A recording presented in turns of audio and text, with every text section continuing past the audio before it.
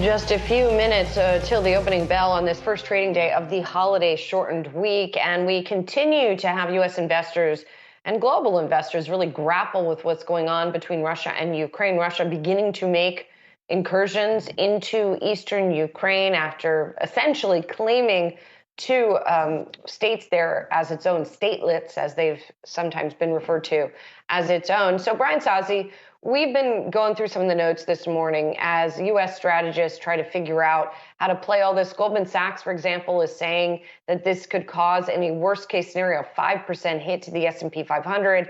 So there's that commentary. You've been looking at some of the individual names that could be affected also.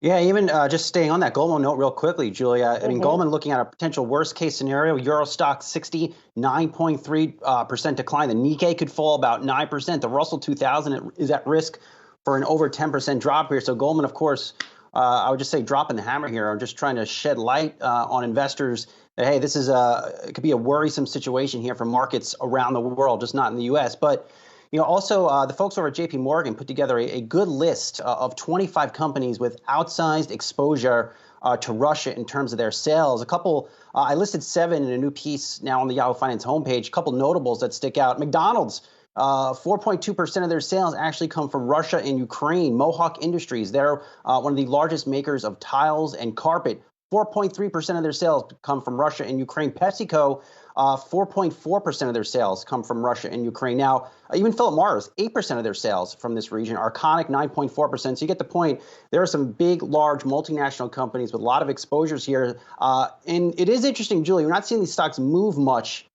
here in the pre-market here, despite those exposures. But still, it's something to very much keep in mind here if you're investing in these companies.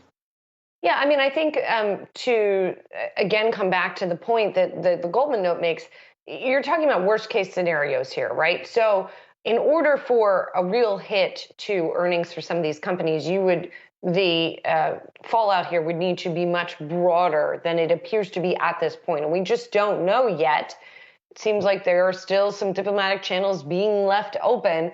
We don't know yet how severe this conflict is going to end up being. So perhaps investors are sort of waiting here before they react. But I thought Lenore made some really good points a few moments ago in that conversation that shows it's, of course, not just companies that have direct revenue from Russia and Ukraine. It's the supply chain effect. So if you see a shortage of certain gases that are made, that are integral to various tech manufacturing processes, then you're going to have more the exacerbating of the already bad supply chain issues for the semiconductor industry, for example. And there you also see the direct effect on the RSX, which is the ETF that tracks Russian stocks that's trading sharply lower. So, Saz, there's a big ripple effect here potentially.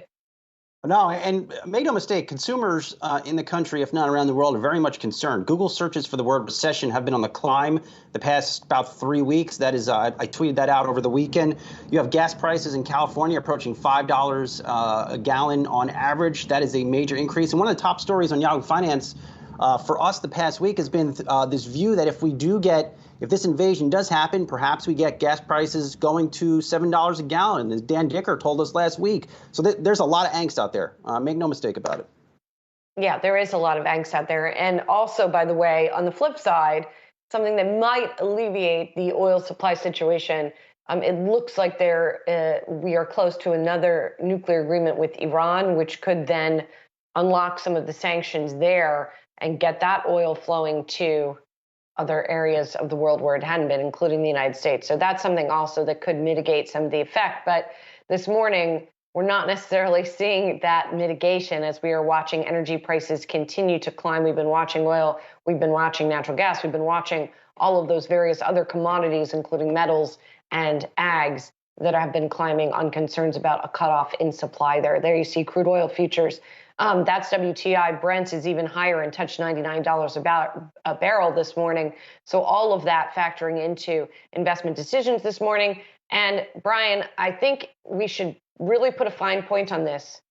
We now seem to be having an increasing drumbeat that if Russia and Ukraine continues to worsen, the Fed is less likely to raise by 50 basis points. I mean, that's a really important point here, because it seemed like last week people were saying the Fed needs to raise by 50, right? That's what the market wants them to do. Now that seems to be waning a little bit. But still raise. I think that's the key takeaway, and it's ultimately why you have, I think, the market in a very hard spot. Fed's in a tough spot here, Julie. Very tough. Yeah, the Fed's been in a tough spot, and this doesn't make it any easier as we look to this opening bell on this Tuesday.